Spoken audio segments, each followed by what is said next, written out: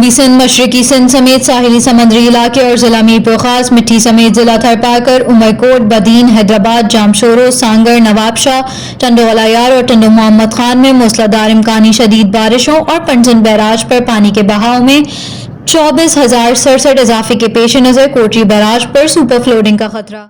कोटरी barrage पे पानी की सिचुएशन डाउन स्ट्रीम में 2,31,000 पानी चल रहा है और अप स्ट्रीम में 2,44,000 पानी है।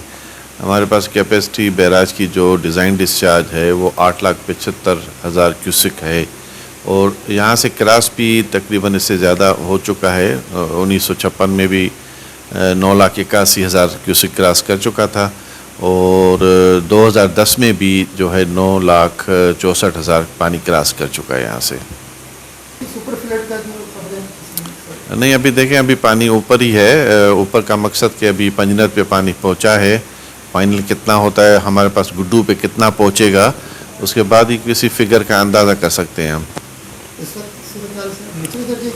इस वक्त हमारे पास लो फ्लड है, बिल्कुल जी हाँ, लो फ्लड है।